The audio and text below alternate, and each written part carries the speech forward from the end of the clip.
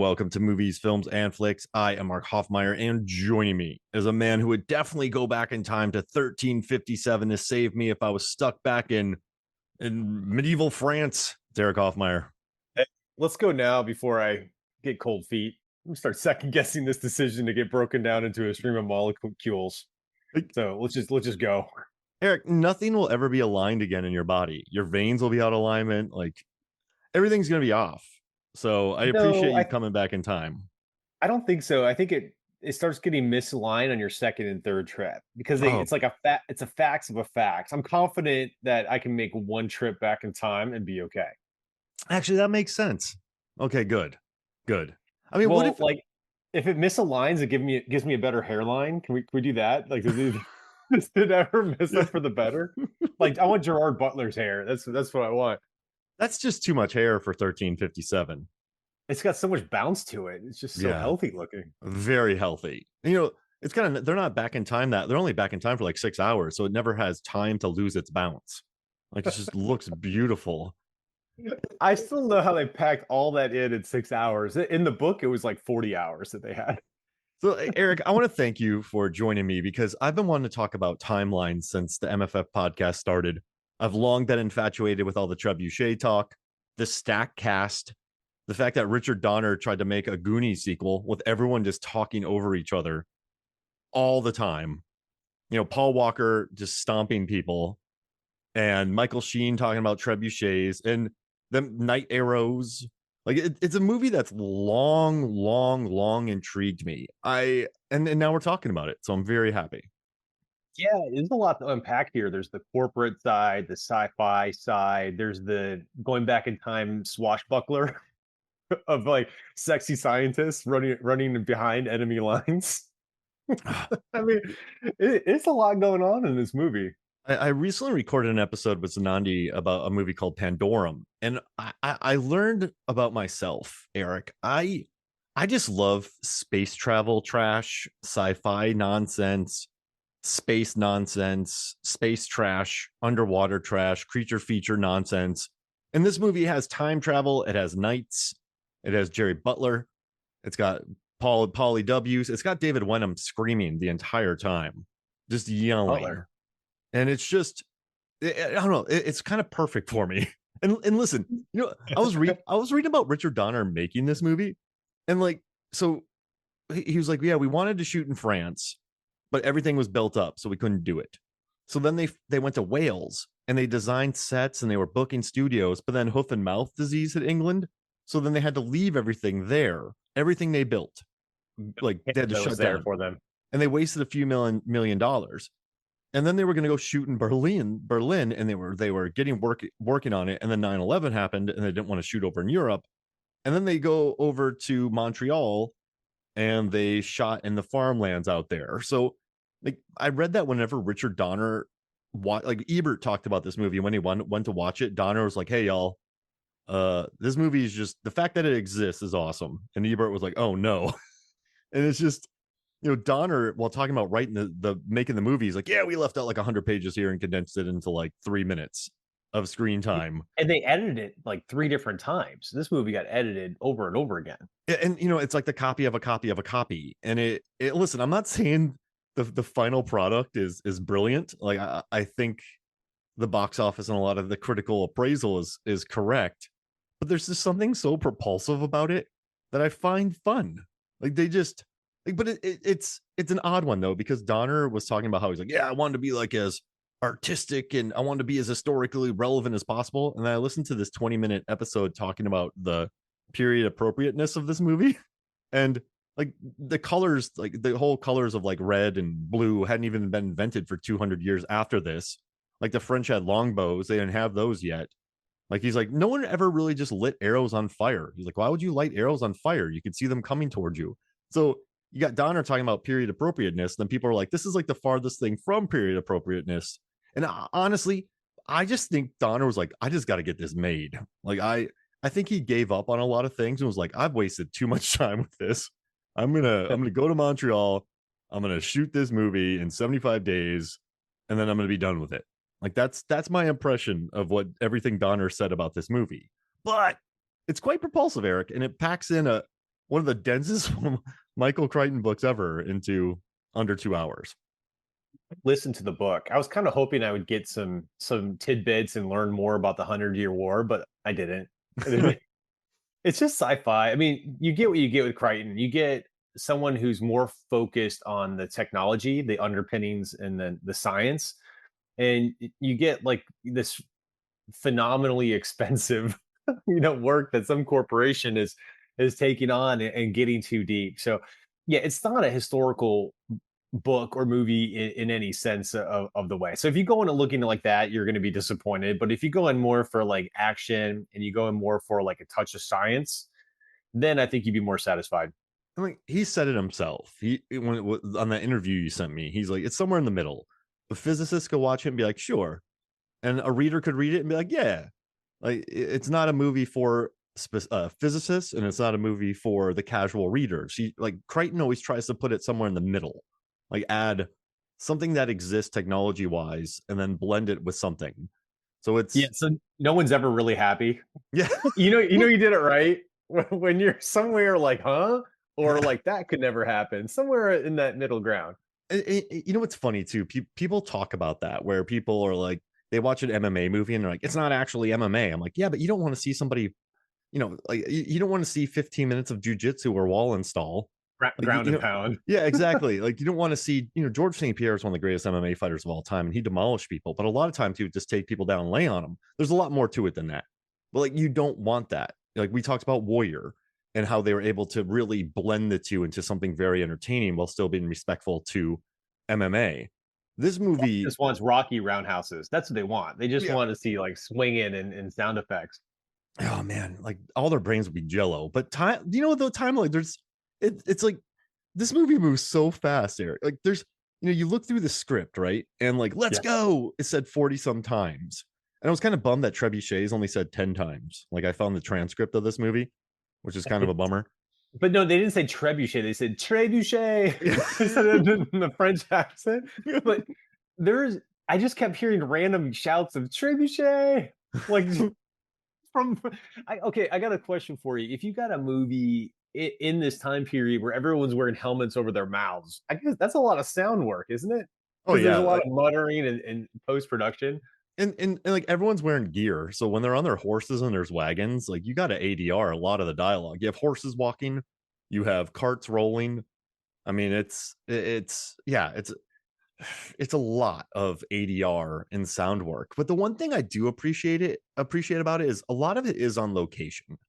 And you could feel a lot of the sets being built. In the castle that they have, the trebuchets actually shot like big, just blasts of fire. It's like the practicality of it is there. And the time travel nonsense is there. But it's just he went my main complaint is the Goonies. Like I remember watching this back in the day and I was like, something's weird about this movie. And then Donner talked about how he made it Goonies-esque, and I'm like, oh, so he tried to go back like kids talking all over each other, but with timeline, and they're Does scientists. it add to the stress, the tension when you got a lot of people shouting? What does that device accomplish? Not for this movie. Uh, No, I'm talking general. Generally speaking, why? Why would you have that? well, like there's that joke about Liam Neeson. Let's go. There's no time. There's no time. It's just let's go. Like we gotta go. We gotta move. We gotta move. But the entire film of that, like I think he was really trying to make it propulsive. I think he was trying to make it like let's go. Let's keep the energy up. Let's move. Let's move. I mean, Paul Walker did an all time. He can freak out like the best of them, and he can be harried with the best of them. But it's like it's interesting when Jerry Butler's in the lake or in the river floating down the river and the movie slows down, you feel it. Like you feel it a lot when he's with Lady Claire. Whenever the movie slows down, it just it hits you hard. But yeah, I think he was just trying to kind of make it fast and make it like energize it and give it work, like make it work for the kids. He even said that Paul Walker was created for this movie, and he's like, yeah, because he's just a good looking kid and they wanted him in it. The fish out of water look, like Yeah. Surfer guy, Middle Ages. 'Cause that's what I was wondering. Because in the book, he was actually a grad student who was into this stuff. And so I think they just cast him for that fun extra kind of relevance for that time. And he was mad. He wanted Jerry Butler's role because he's like, that's the main role. And then Jerry Butler was mad because he trained a lot for it. But then Richard Donner's like, no, in the book you're tough, but I don't want you tough in this movie. So then Jerry Butler didn't get to do much fighting in this film. Jerry. Okay, at first I was like, "Who's Jerry Butler?" And now I realize you're saying Gerard Butler. Yeah, I just call him Jerry. I don't know I'm why. like, wow. I'm like, "Who's Jerry Butler?" Or I could call him But G Butts if that works too. yeah, that works. But and he was a badass in the book. He was into Yeah. experiential archaeology, so he actually did jousting and broadsword fighting in his spare time in tournaments, and all these skills came in handy when they got sent back in time. He actually did some jousting in the book. It Wow. was good. Yeah, it was pretty funny. But yeah, he was a legit badass. I mean, he was awesome. And then this movie, he's just running, and he makes him. It's just I'm serious, Eric. I've been watching some movies lately, and I think like there's a movie called Poseidon that we talked about in the Deep Blue Sea podcast, the Kurt Russell remake. And I think every day they were just worried about surviving because there's massive tanks and electricity and water, and like every day was like we don't have to really have a script. We just got to get through the day. Like they never got to think about characters. So I think that's what they were doing with this movie too. I think Donner was just Man, like, I need it's to like the Hobbit exercise. trilogy too. Yeah, he's like, I need to exercise this idea. Well, the thing about the Hobbit trilogy is I'm convinced that Peter Jackson did it just to keep the New Zealand film industry booming for several years. Well, he kind of stepped in because Guillermo del Toro Yeah, pulled out, dropped out. right? Yeah, he dropped out. And then he's like, I'm gonna go from 2 movies to 3. Let's stretch And this. I'm gonna add a love triangle, and I am just gonna put a lot of money into the pockets of New Zealand natives while we make these movies, and they all make $1 billion, so everyone's happy. Like that's Likes my being in theory. New Zealand. He just Yeah, likes being there, maybe. Who knows? yeah, I mean that's his home, right? Like he's like, I'm gonna put a lot of money into the industry here. Like everyone's gonna be happy. Like that's kind of my theory about the Hobbit movies. Whereas like this one, I love Montreal. I was just in Montreal. It's beautiful. Donner was probably like, Us. dude, Montreal's the best. Like Megan was Hey, like, we could live here. yeah, they have a surprisingly good wine industry too. If you go to some of the vineyards outside of Montreal, they're fabulous. Oh, I like the IPAs. They were good. I'm going for the wine. You're going for the IPAs. I went to a Megan was getting some pizza at this place that was recommended to us for we were getting some lunch, and I was driving around because Mallory was in the back of the car. You just got to keep the car moving. And I drove past this really cool looking spot, and we went in. I was like, "Hey guys, like, what are your best double IPAs?" And this guy local there was like really stoked to pick me out some awesome beers. So I got up to the register, and the guy at the register was like, "These are some great beers." I'm like, "Heck yeah!" So I got to sample the finest double IPAs that Montreal had to offer. And it made me very happy. I know it has nothing to do with timeline, but Well played. yeah. But I'm sure Eric, you, if you got set in time, you get the finest mead or whatever they. oh yeah, yeah. Dude, like, but here's the thing, man. Like, I love the idea of this movie. Like, all right, so a Scottish guy goes back in time. His Paul Walker, California son, has to go save him, and then they have 6 hours left. Like, that's a high concept. Like, that's just easy to pitch. And I can see why Richard Donner wanted to make it. And with his track record, why not? Like the guy made Superman, the guy made Lethal Weapon, the guy made The Goonie. Like he had hits, and he had just made like Lethal Weapon 4, which was giant.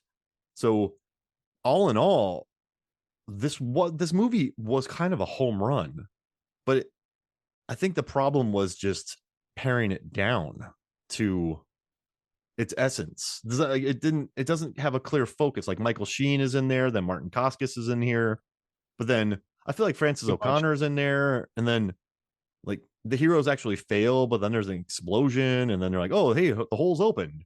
So it's just Better it's all suited for a TV show. I mean, there's so much science in this and so much like talking and experiential. Like this would be a great TV show if they ever revisited it.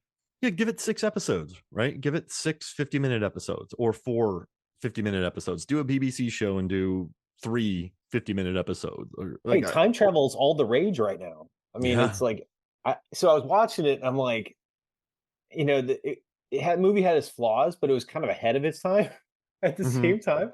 I mean, they talked a lot about a lot of the concepts that Marvel went into with this latest installment of the metaverse in terms of like time travel, quantum physics, and they actually tried to offer a semi-scientific explanation of it in the book. So I know that that's kind of hard, but I could see this thing coming back. I really could. Do you think this movie's too propulsive? Because Yeah. as soon as they arrive, they're in a lake and they're like, whoa. And then, The editing's manic. It's yeah. manic editing. And then the British troops are trying to kill him, but then the French come out of nowhere. Then Jerry Butts kills a guy. And then like it just everyone gets split up and then everyone's yelling on top of each other. I think if someone just took a deep breath and said, listen, they made Jurassic Park. That was success. That worked. I think Sphere worked. I know a lot of people don't like it, but I think it still worked. Like I think I love 13th Warrior. So I mean, like if we just take a deep breath and we think about it, we can make this work.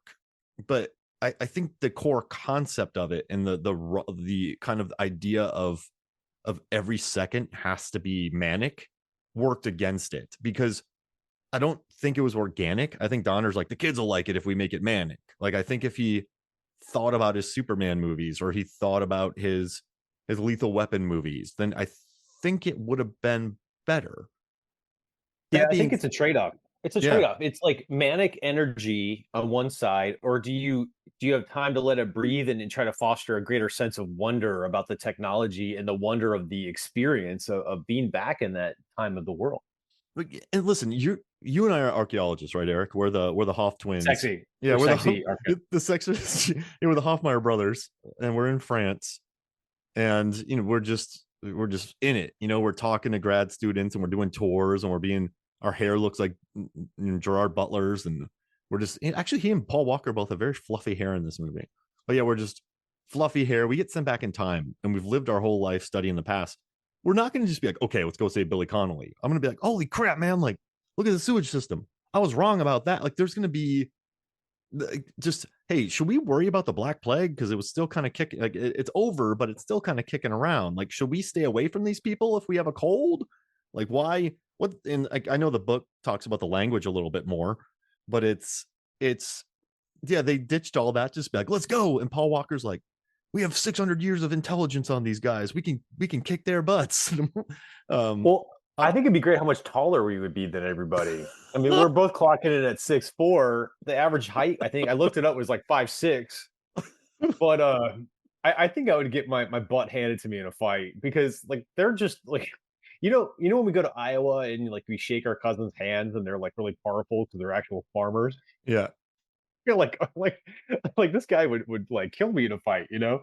That's what I don't know. I'm bigger, but I don't know if I could best these guys in strength. Like I'm not going to use jujitsu. I don't know how to shoot a bow and arrow. Like I don't have a longbow like the British did. Like I mean maybe jujitsu could work. Like I don't think maybe they've learned a good head and arm technique. No, like the Romans wrestled. So I mean, like those techniques are around, but yeah, I don't know. They immediately get in there. Then I guess I love Paul Walker, but the whole time when he's with I have her name right Kate, here. her Oh name, yeah, the movie yeah, was with Kate. Kate. Yeah, with Frances O'Connor. Like he's like, "Are you okay? Are you all right? I don't think so. We shouldn't go. You should wait here. Like I'm gonna go. You should wait here." And like she's like the smartest person there, and Yeah, and like no she's one a rock listens. climber. Yeah, Yeah, like no one listens to her. he did. And He listened to her about the tunnel. oh yeah, that's She was true. And they she go. she was like, "Trust me, I know this better than anybody." He's like, "Oh yeah, that's fair." I do love the moment when they come across that little water thing. They just stop and start drinking water. But I don't know. It just makes me happy. I think Paul Walker, he can pull off the energy. Also, Frances O'Connor's cool. I worked with her on Jane Mansfield's car. I should have talked to her about this movie. That'd have been weird. Hey, Frances O'Connor, tell me about Timeline. We're wishing about like in the past if you would have talked to someone about their role doing a movie where they got sent into the past. Man, I'm all this is like blowing me off here. I'm gonna build a time machine to go back to Jane Mansfield's car so I can talk Just to talked her. to her. Remember that night you were visiting? You came to visit. We went to go do some hikes, and I didn't get home till like 5 a.m. I was doing a scene where I had to lay on a roof and act as a stand-in because some guy was up there listening to her recite a poem to Billy Bob Thornton, and I spent most of the Yeah, night on a roof, and I fell asleep, and the stunt coordinator had to throw something at me to wake me up. So yeah. that And was you were not happy when we woke you up in the morning to go hiking. no. I was like, guys, You're not- I was like, I've had an hour of sleep, but yeah, I'll go back in time to talk about a movie about going back in time. That sounds really meta. what But what a great use of a time travel. Yeah, but that's why time travel should be invented. It's like I'm gonna go back in time and buy like a Ringer T-shirt at Old Navy. I'm gonna go back in time and get those Adidas Kobe's that everyone hated. Like that's what I would use a time machine for. I don't know. You can go full Biff from Back to the Future and bet on sports. Yeah, I don't know. I mean, I'm not into that. I'm happy with my life. But I wouldn't mind some like Kobe's. Hey, we just watched Back to the Future. I hadn't seen it in like 30 years. That's some good writing. That is a cool show. Oh, that's tight. Yeah, that's a tight movie. It's one of those where it's just justifiably adored. Yeah, that's like a Yeah, yeah. and it wasn't nonstop action. They had all these like super awkward scenes with his mom when she was younger, and other part like the music part. That was a good movie. And there's some good milk ordering. Doesn't he order milk? Like, waiter, milk. Or like double milkshake or something. I don't know. Crispin Glover added so much character to that character. Like he was perfect in that role. And Biff is such a terrible bully. I think Or great like that. yeah, Whoever they casted, I don't know that his was name, but perfect. he nailed it. Yeah, I was showing my students this Canon Films documentary from the 80s, these just maniacs who made up insane films in the 80s. And they were just like, Mark, was this cinema in the 80s? I was like, yes, it was just Chuck Norris blowing people up, gratuitous nudity, just nerds, jocks, and really great jerks. I feel like the 80s definitely had the best jerks. You had Bill Paxton from Weird Science, you had Biff, excellent 80s jerks. Remind me of something on Timeline. Like the main technology company guy, Doniger, he kind of had this lisp a little bit, and he was like this really annoying. I mean, he had like the pleated khakis, the shoulder pads, and like, why is it that like whenever they have these corporate mischief movies, the corporate villains are all so annoying? Yeah. Like, I understand that you don't want to like them. I know you want to kind of lead the audience and say this guy is not likable because he's so annoying, and when he gets whacked by a knight, you're kind of happy at the end. But what is the art of casting someone very annoying looking for as a corporate villain? Do you have any thoughts on this? All right, so let's think about the best jerks, right? Shooter McGavin in Happy Gilmore, the Well, not report. funny ones. Like Oh, not like I don't know. I'll give you an cor- example. I cor- just corporate stooges. Yeah, I watched the proposal again for like the 20th time. I love that movie with Ryan Reynolds and We Sandra should talk about Bullock. that next. Yeah, the immigration guy going after her was one of the most annoying people ever. But it's like, okay, I get it. I'm not supposed to like him, this character, but why do you have to make this him so annoying? Why do you have to make David Thewlis's character annoying though? Because you know what's interesting? They have to go back in time, and that really dummy guy pulls a grenade, and he sneaks a Oh, grenade through, and like, he blows up the time machine. That's enough. That's enough. What's the word? Drama there. So you have people back there trying to fix it, and then you have people trying to get back, and they have a timeline.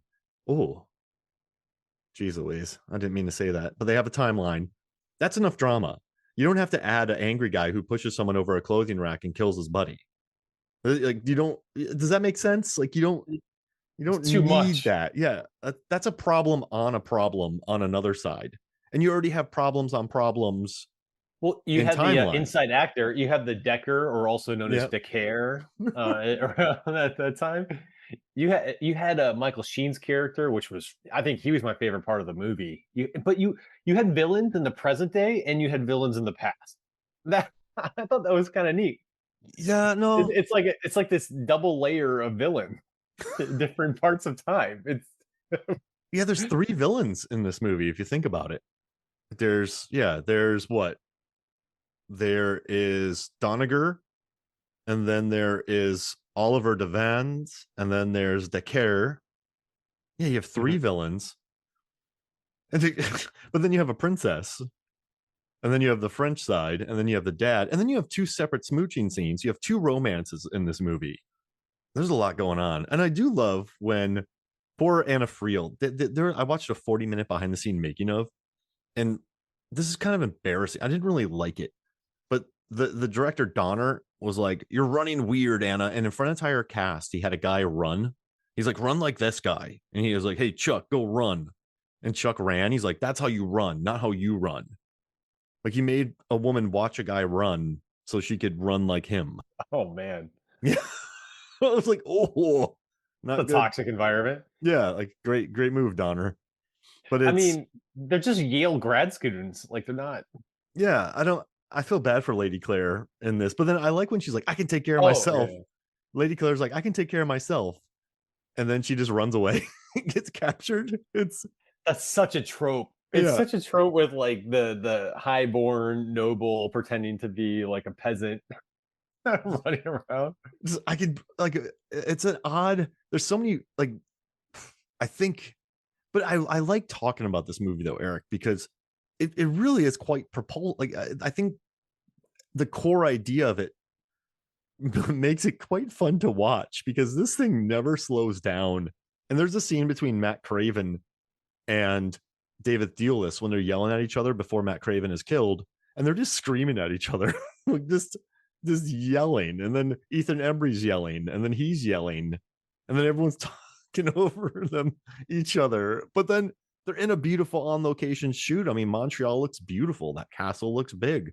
The trebuchets looks sizable. The Greek fire looks real. Trebuchet. The Yeah, trebuchets were trebuchet. legit too. They Yeah, had the counterweight and the sling, so they were legit trebuchets, not like standard catapults. Just when there's a difference between a catapult and a trebuchet, and they got the correct trebuchet. it's like they had it correct. But I mean, this is a movie where Jerry Goldsmith did the score of it, but then they had to have Brian Taylor do a like another score after Sherry Lansing, the head of Paramount Pictures, was like, "You need to recut this movie," and it had another score in it. It had so many That edits in it, like it. we talk about the score. Yeah, I yeah. want to know. So it's all orchestral, right? I Mhm. guess if you go back in time to the Middle Ages, you probably have to have an orchestral score, right? You can't have like, Well, like is remember that pretty? Dungeons and Dragons had a good rock score, didn't it? Yeah. Knight's Tale had a good rock score. Oh, you had Queen and other things. You're Yeah, right.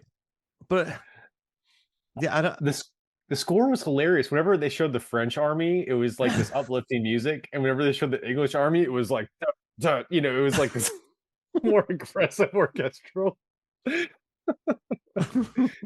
That's yeah. But like Michael Sheen is good. I don't think Paul. I think Paul Walker does exactly what's needed of him in this movie. I think Jerry Butler cuts a good lead. Dude, Uh, Sheen looks like he's having fun all the mhm. time. Like the part where the siege is happening, he just has that mischief look in his eye. I mean, I want to watch all the what was the werewolf movies again with Oh, just to watch Underworld. Michael Sheen. Yeah, You know, I watched Underworld again just for Michael Sheen. I did an entire rewatch of that franchise, and David Cross and I talked about it on MFF. And the ending of Underworld 3 is Bill Nighy and Michael Sheen in an epic sword fight. Like when are we ever going to see this again? A movie action scene in a big budget movie of a franchise between Michael Sheen and Bill Nighy. It's pretty wonderful. Makes me very happy. So who's the star of this movie? Oh wow, it's quite an ensemble cast, wasn't it? It's Jerry Butts, right? Is it Jerry Butts? Was it Paul Walker? It's not Paul Walker. Paul Walker gets kind of lost. The most interesting character by far was Michael Sheen. Yeah. He's like, who are these idiots around me? Like, I got Greek fire. This Well, the if care really screwed me over. well, let's rank it. I would put Claire over Paul Walker's character, Chris, because she's the rock climber. She's the one that discovered the tunnel, which led the French to victory. But then Yeah. you have Gerard Butler, who decided to stay.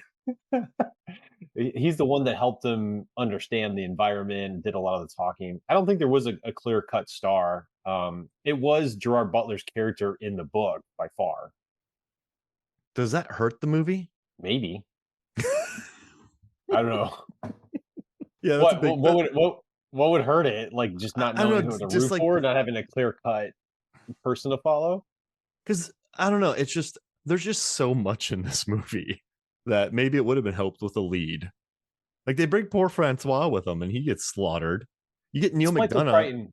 Like That's yeah, Michael Crichton, man. Like all the extras get whacked. yeah, Like I just watched Congo the other day, and only 3 people survived that expedition. All the guides and all the non-essential characters get whacked in every dead. single Michael Crichton movie. I mean Jurassic Park too. I mean the guide, the guy who's Hmm. from Africa, the wildlife expert, whacked. Everyone gets whacked. put down the sesame cake. That scene when Laura Linney though and Ernie Hudson are blowing up rockets with flare guns while they're in an airplane. I'm like, this is peak cinema. I love this Yeah. so much. Like Ernie Congo was a Hudson, better movie. Congo like, was definitely a better movie. oh It was yeah, just dude. it was tighter. I mean, the performances by Ernie Hudson, I'm like, he surprised me about all the charisma that he had in his role as their guide. That was Yeah. really, really interesting. I want him to have his own movie. Like she and Laura Linney just going around the world blowing people up. That would be awesome. Because she puts the diamond into the laser and just starts destroying all the All apes. the gray apes. Yeah. Yeah, who are just kind of minding their own business. And she just starts obliterating them. Ernie Hudson's cool. That was a He spiteful shot by Laura Linney. She's just like, all right, come get some. just Just laser cut. lasers the crap out of them. Amy's drinking martinis, or if you've watched Shorzy, martinis. But I, yeah, Congo's. I think in the power rankings. So I've talked about a lot. This is my fourth Crichton film I've actually talked about on the podcast, and I think, I mean, Jurassic Park, whatever. You don't even need to have that in the argument because that's just like number one. But I love 13th Warrior, man. I think it just looks beautiful. I like Congo a lot. I like Timeline. We're talking about it. With the 13th Warrior, the things that stand out is just the power of the characters, how strong they were, Yeah. and then the heroic ending. That was a good one. And also, I love the set. Like John McTiernan directed it, and the sets they built. Like I know towards the end, Crichton was directing one unit, and McTiernan was directing the other, but it looks great, and the speeches are cool, and the production design is great, and I just love One Against Many movies, and I think that's great. So yeah, I mean, I don't know, I like all three actually. I'm just gonna stick with that. But yeah, 13th Warrior. If you had Eric, which one would you take with you to a desert island? The only movie you could have: Congo, Timeline, or 13th Warrior? Oh man, do I have to pick? Yeah, that's the only movie you can take with you to a well-stocked island where you'll be totally fine, but it's the one thing you have to watch.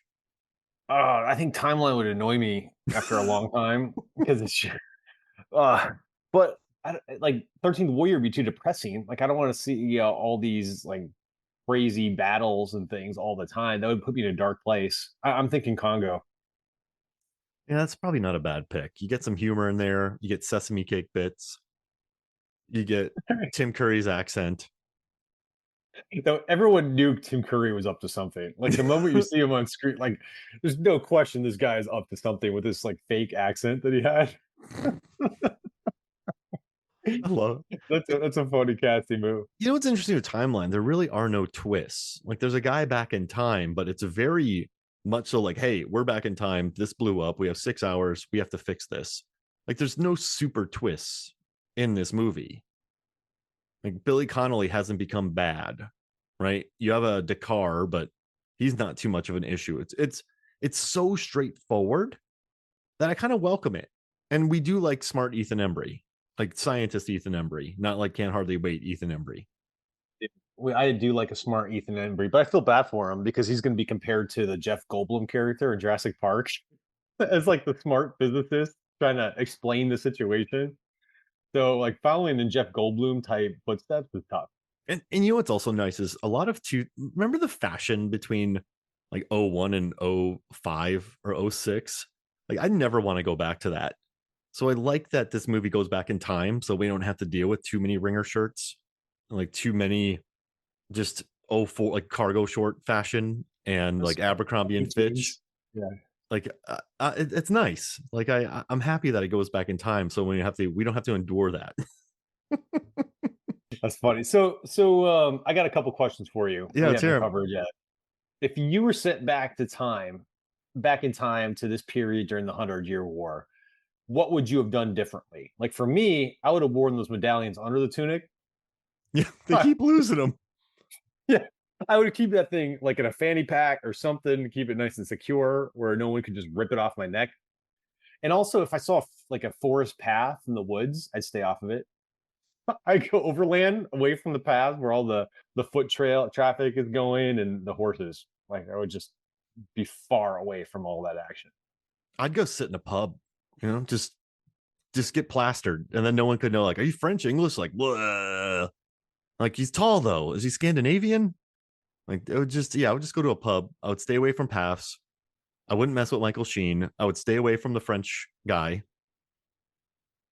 Head south to the south Yeah. of France, hang out on the beach. I'm like, which way is the battle? And then they point there. I'm like, I'm going the other way. Like, Nice. yeah, no, that's what I would do.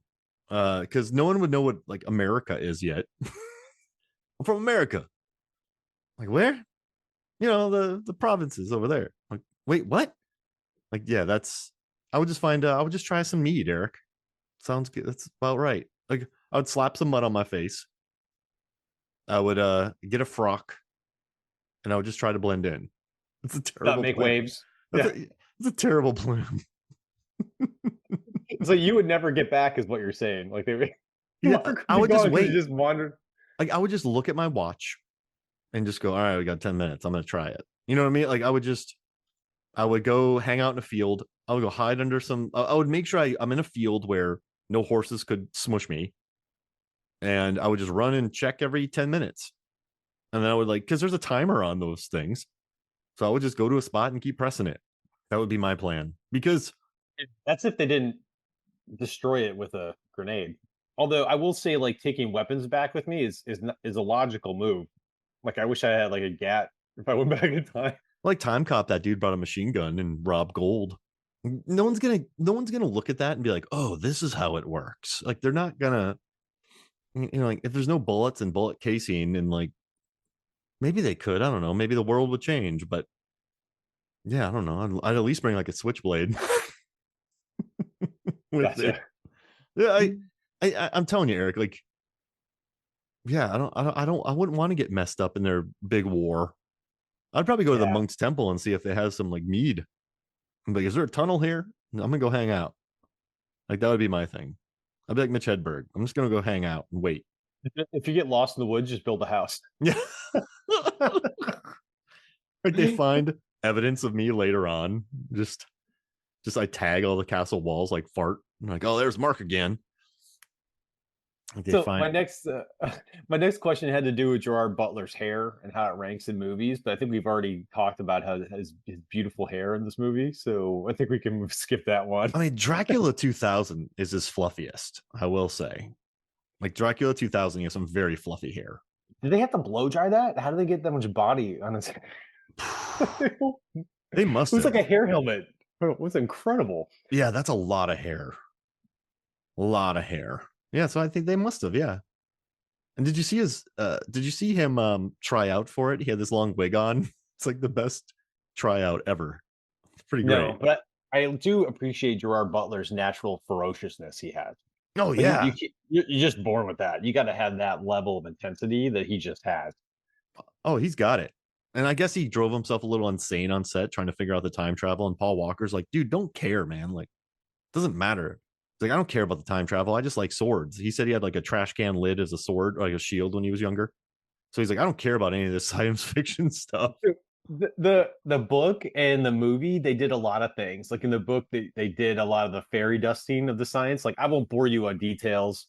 And then a couple times in the book, they said there's some aspects to this that we don't even understand.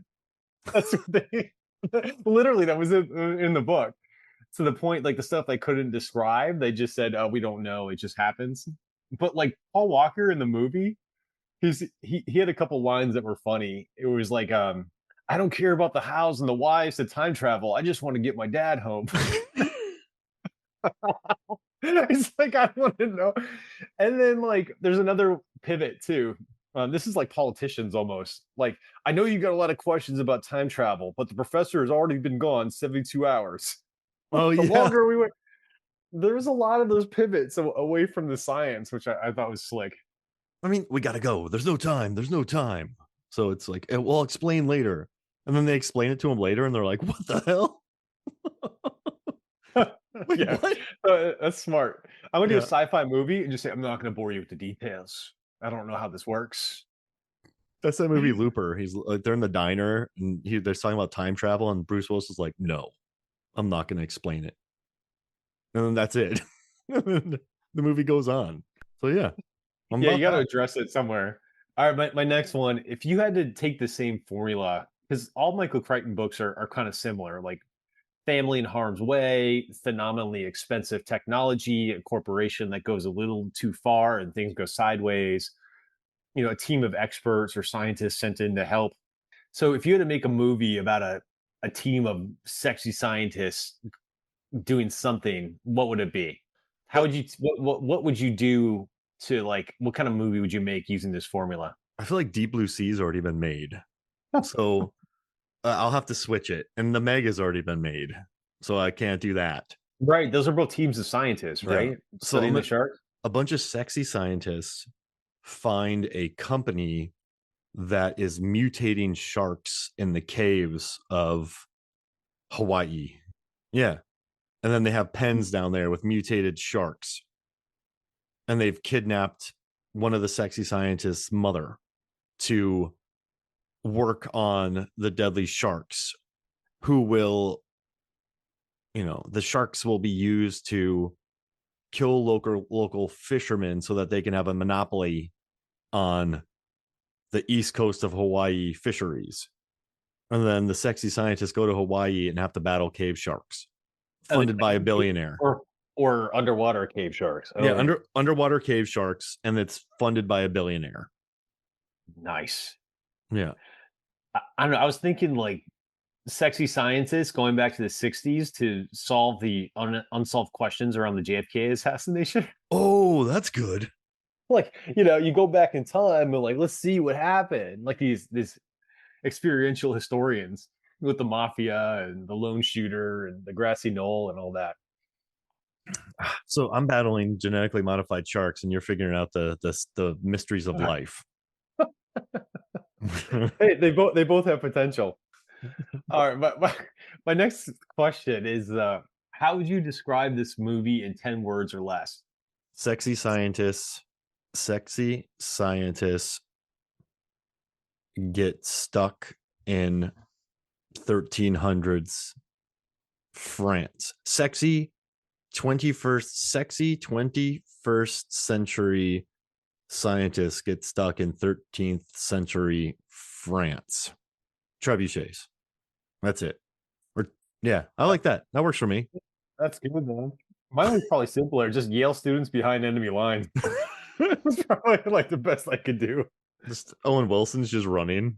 It should have been a behind enemy lines. That's a movie where the propulsiveness works. Like he's like, I'm behind enemy lines. I got to get out of the enemy lines and into Gene Hackman's helicopter, and I'm being chased by a sniper. That'd have been good. I mean, you know what though? Why?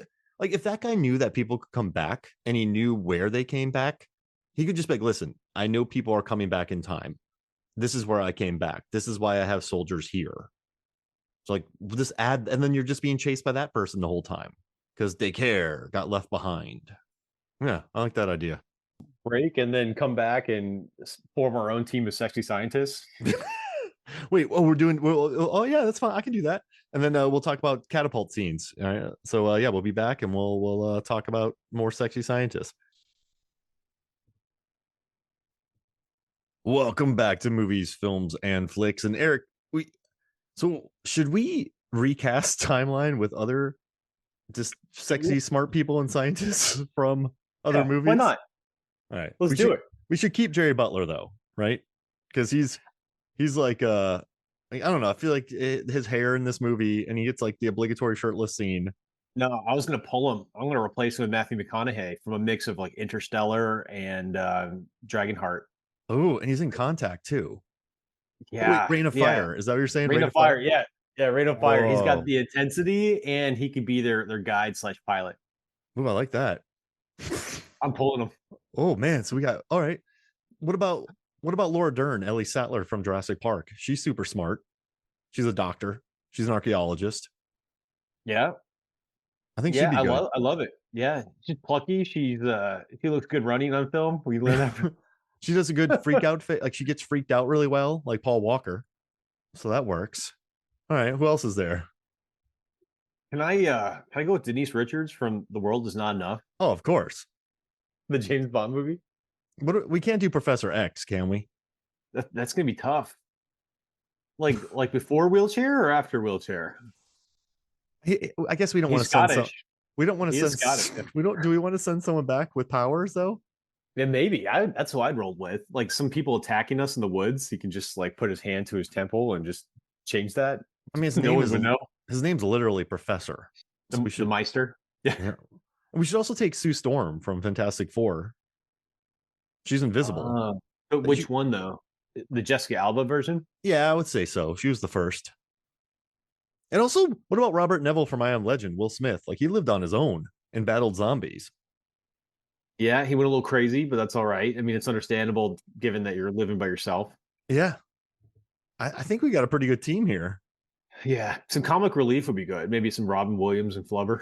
Yeah, Robin Williams, Flubber. He could bring. Imagine if he brought Flubber back with him. You could scale the castle walls pretty easily. Just jump him. Yeah, all the French soldiers have Flubber on their boots. You know what's you know what's interesting though is you can jump high, but how like, when you land, it's gonna be trouble. Yeah, you have to land perfectly on the Flubber to absorb all that impact. Yeah, like if you just land on your head, you're dead. Yeah, with all that armor too, that's gonna be hard on your joints. Yeah, but still, I want to see this happen. Are we gonna take Oppenheimer with us? Sure. Just Cillian Murphy smoking cigarettes? Just no weapons. Hey, listen, buddy, no weapons. We don't need a nuclear bomb back in this time. Yeah, don't show them how to make Greek exploding fire. Nothing that blows up. Oh, I think that's pretty. I think he'd be attracted to the trebuchets, though. I think he would really like those things. Yeah, yeah, probably. What about? Hey, wait. What about Buckaroo Banzai? He was a particle physicist. I don't know if you ever watched that movie. Never. Got What it. movie was that? Wait, Blank Man? He's a science whiz. Damon Wayans. Blank Man. I With Damon remember that. Wayans. That was another 90s movie, right? Mm-hmm. Was he invisible in that movie? What was his power? He didn't really have any. He just had gear, and he just hurt. And then he just would like battle people because he was plucky. Oh, that would be amazing. And what about the Fly? Jeff Goldblum from The Fly, but he's the Fly. He comes back to his Michael Crichton roots as a scientist. Another movie. Hey, wait. John Kramer from Saw. Like he was an engineer. He makes all the traps. Oh, Erik. Dr. Stanley Goodspeed from The Rock. Nick Cage. Speaking of manic energy and talking over each other, like that would be too much. I kind of. Oh yeah. I mean, there's. Huh. Has Nick Cage ever done a movie in that time period? Yeah, he did a movie called Outcast where he had a sword and he battled people. And Season of the Witch. Yeah, Season of the Witch. He battled Claire Foy. He was like an incredible actor. We also could do William Ware from Event Horizon when he goes crazy and has the devil ship in him. That could be good. I like that. We could have the two cheeky doctors from Pacific Rim. Charlie Day and who was the other guy? I don't know his name. Charlie Day. Hey, you want to talk about movies where people talking over each other? This just reminded me with the Charlie Day reference. Horrible Bosses was almost unbearable to watch. I mean, there's so much talent, but it was just so much commotion. The whole movie. Yeah, they were all over each other. They were on it. What about Dr. Strangelove? That could work. I think we got a pretty good cast here, Erik. We have like 40 people. That's a lot of. Would Dr. Strangelove? He would be at the corporate headquarters.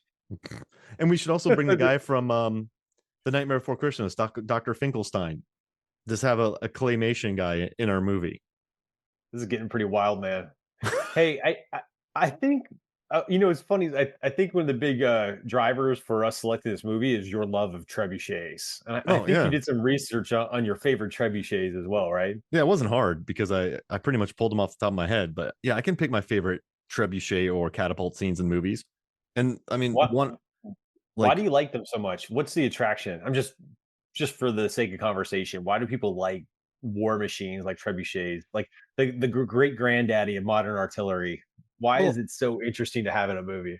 I like math, and I feel like you have to figure out the trajectory. And I also like things that can just throw giant rocks at things. Like there's like our human instincts of launching projectiles. Yeah, and like like there's just, and also too, like they take place in movies like Timeline or movies like Willow, which is my first pick, like or just sci-fi movies, or Kingdom of Heaven with Ridley Scott and the giant catapults and trebuchets. Like I think they just happen in movies I love. The action. Like Like it's there's a sense of, you see a trebuchet, it's a sense of dread. like the catapult in Sandlot is wonderful. And it's I reached out on MFF and I asked people too. I was like, hey, what are your favorite catapult scenes of cinema? And I got a bunch of answers. So I'll pull those up right here. So I reached out yesterday and I was like, hey, what scenes would you pick? And Jack Austin picked Robin Hood, Prince of Thieves, when they shoot themselves up on the catapult. Then I had Army of Darkness, The Sandlot, Timeline, The Messenger, Chuck Jones, To Beep or Not to Beep, 6 different ways to flatten a coyote with a catapult. Robin Hood Men in Tights, Kingdom of Heaven. Return of the King features that trebuchet that shoots a rock. A orc sidesteps it and then spits on it. Like that's incredible. Like the rock sides the orc sidesteps the rock and then just goes on it.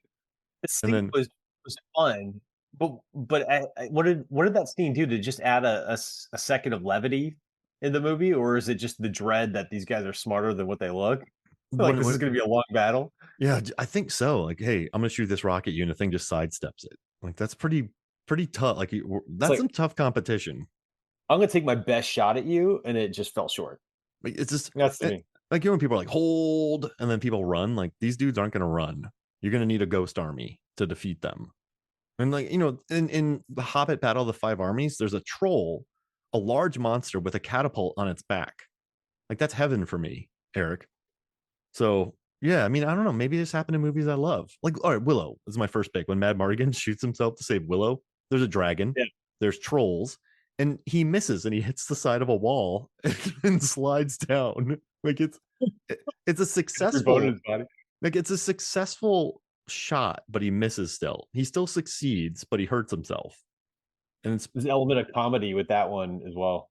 oh, it's hilarious. And then like Army of Darkness, right? When Evil Ash gets blown up, or more specifically, when all the skeletons are getting blown up by the catapults, and Ash is just like, yeah. It's just so beautiful and heightened. And also too, Eric, like Ernest Goes to Camp features turtles on a catapult, on a homemade catapult with functioning parachutes. So Ernest builds a functioning catapult out of homemade items, and he packs turtles with parachutes that actually engage, which then they attack the construction workers. Like Ernest Goes to Jail has a catapult that doesn't work that I love. Ernest Goes to Camp's not streaming anywhere. No, that sucks. I own it, so that's cool. Yeah. I have a triple pack of it, which makes me very happy. I wanted to show my kids the movie, but I'm gonna have to buy the DVD now. I love when they're like, "I'm scared, Sarge. We all are, son." That's what the turtles say to each other. Oh man! And then like Waterworld's the only film to go 3 for 3 on the Hoffmeyer scale of greatness. It features sea monsters, jet ski action scenes, and a catapult. So like that's that I had to pick that. And my final one, Eric, is underwater lava catapults from Aquaman. Like they're on How's the that bottom, possible? they're in like the Mariana Trench. They're battling in this lava wasteland. They dump lava rocks onto an underwater catapult and they shoot it at Atlantean ships that blows them up. And the best line of Timeline is when some guy goes, "There's a goodly number of trebuchets, my lord." Goodly number. Yeah, I just love it. There's a goodly number of trebuchets, my lord. It's Oh the well, best. Sheen's like, I grow. This is becoming tiresome. Somebody said him on the trip, getting hit by treasure stays. He says this is growing tiresome. Oh man. Dude, there's some really bad lines in there too. Like one was like, "This is a fantastic thing for an archaeologist." Going back in time. Oh man, the other one too is when they had Chris Paul Walker's character talk about how he's not interested in the past, and how Gerard Butler was like, "The past is where it's at." Oh, jeez, past is where it's at. Like I just they've definitely had that conversation before though. So it's like it's just Paul Walker complaining again. Like you're in beautiful France. Like you're in a gorgeous location and you're just hanging out. Like it'd be cool out there. I wouldn't mind hanging out with my dad in that area. Like it doesn't seem boring to me.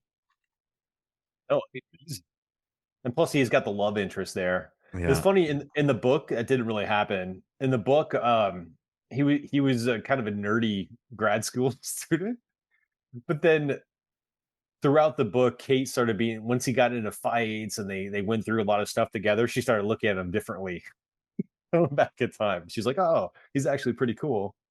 Oh So no, that's so how that went down. he could take care of himself. Yeah, Yeah. he had a big arc. He probably had the biggest arc out of all of them. What's Paul Walker's arc in this movie? He learns to like history. I don't I don't know. Yeah, he doesn't really have much of an arc, does he? It was nice seeing him on screen though. Whenever I see Paul Walker, it's like, oh man, I miss that guy. I enjoy seeing him, He had a great watching him on energy, screen. man. Like he had a great energy. Like I Yeah, miss him he on screen. reminds me of a normal. He seems like a normal person that does acting. That's what he reminds me of. Like just a normal. I mean, he's a good actor, but he just reminds me of being aggressively normal person. And you know, everyone on set loved him too. I know everyone that worked with him said he was the best. If he was at a movie, like if he saw you at a movie theater and you were watching the same movie, he's like, "Hey man, can I sit next to you and hang out?" Like he wouldn't talk, but like, he's like, "Yeah, I'll sit next to you if you want." Like he was just cool. Like he didn't treat people like peasants. And a lot of people are like, people shouldn't get credit for being nice, but I feel like in Hollywood you kind of have to. So yeah, a lot of people loved him. So yeah, I mean, put him in a movie. I'm happy to see it. So, would you recommend this movie to Movie Flicks listeners? No. Yes. A No. background movie, Yeah, airplane movie. background movie. There we go. I mean, I think it's fun just to see young Jerry Butler, right? It's just fun to see. I mean, also, it's not boring. This movie just rolls. And it doesn't, you could, yeah, you know what? I would recommend it, but I'll be like, listen, all the scores are correct, but just enjoy it. I Just, enjoyed it the first time I watched it, but then the second time is when I started picking it apart. So yeah, I just enjoy the breezy entertainment. Or if you're really into all this time travel metaverse stuff with the MCU, then check it out because it might be kind of fun to watch something that was kind of ahead of its time in a way. yeah. But I'm happy I've exercised this idea from my head. And you know what's crazy? I bought the DVD because I don't know, maybe the Blu-ray, I don't remember. But I could have sworn that there was a commentary on it, and there was never a commentary. But in my head, I feel like I've listened to the commentary from this movie somewhere, but there isn't Should one. be. I feel like it should be with the period piece. All the experiences they had with the tunics and the horses and everything. There's good behind the scenes docs though. It was fun to watch how it was made. There's a bit where Donner's just talking smack about all the actors, and Gerard Butler's just standing right behind him. Like this On is a purpose? yeah, they were Like just he was working. never They were working bits, but it kind of lost me when he tried to show a woman how to run in front of the entire crew. It's like Richard, don't be a dick. Oh, hey, that Yeah, worked. you can coach people without putting them on the spot like that. I got when I was on set, I was a stand-in on that Jane Mansfield's car, and they're like, Mark, like you got to stand in, like do what you think they would do. And so like I was standing by a window, so I just looked out the window, opened up a blind to like look out, and the AD's like, that would never happen. He's like, that's why you're not an actor. He's like, do this, and it was like really embarrassing for me. And then Ray Stevenson comes in, and he did exactly what I did when he like looks out the window, pretty much at the same spot I did. And the AD never said anything to me, but I was kind of like, okay, good. I was justified in my window looking. Vindication from Ray Stevens. Yeah, I love that Ray Stevenson was like, he did exactly what I did, and the AD was like, actors would never do that. So I felt vindicated. I wanted to play some Dashboard Confessional right then and there, but I didn't do it. Time and rework that entry in your background work. Yeah, that's what I use my time machine for. Like just little things. Like Mark, where'd you get those shoes? Oh, I went back in time. Really Oh, petty stuff. like seriously, it wouldn't change the world. Like if I had a pair of Kobe's Adidas shoes and I just stashed them and then I just had them later, that would affect nothing. Like the butterfly effect would not exist.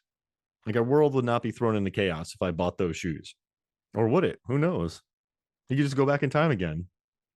Yeah, there's zero thought in this movie about the future other than the weapons part. Like all the extra people that were like killed or Dude, and like what that happened. Jerry Butler stays around. Like, he could have really introduced some interesting ideas to the French. I mean, yeah, but I don't think Donner was thinking about that, Eric. He's like, I'm just going to make this movie. So, but hey, man, this was awesome. What are we going to talk about next, man? Like, what Edge of Tomorrow, the proposal? What do you want to do?